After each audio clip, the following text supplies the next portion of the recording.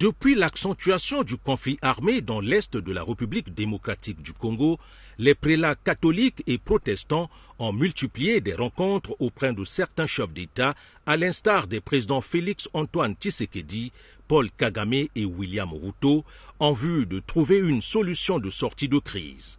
Aujourd'hui, la délégation du clergé catholique conduite par Monseigneur Donatien Tsolé, secrétaire général de la Conférence épiscopale nationale du Congo en sigle CENCO, et celle du clergé évangélique, conduite par le révérend Eric Senga Nsimba, sont venus solliciter l'implication du président Denis Sassou Nguesso, qui a une grande expérience dans la résolution des crises en Afrique, pour une rencontre au sommet entre les présidents de la RDC et du Rwanda pour mettre un terme à ce conflit par le biais du dialogue.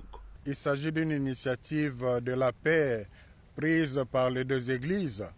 Et le président Denis Sassou Nguesso a une expérience incontestable.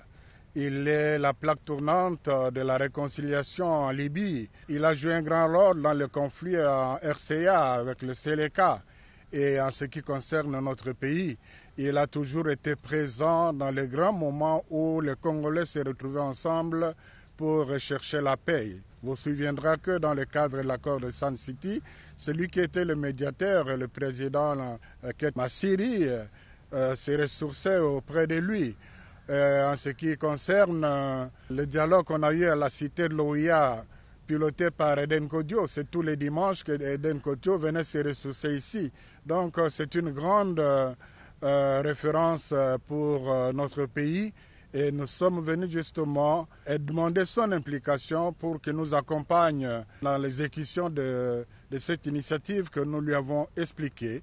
Et il a trouvé l'initiative très louable et il a donné des sages conseils qui intéressera qui de droit et vraiment c'est la sagesse que nous avons tirée ici.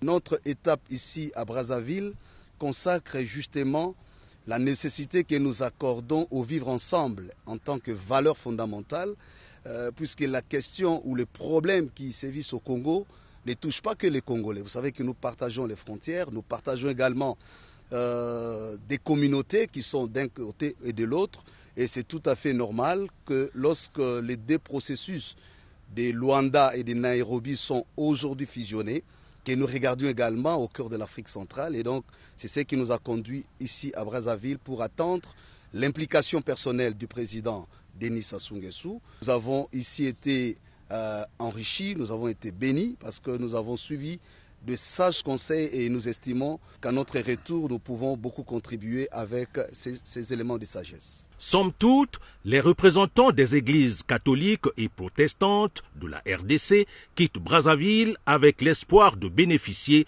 du plein soutien du président de la République du Congo, Denis Sassou Nguesso.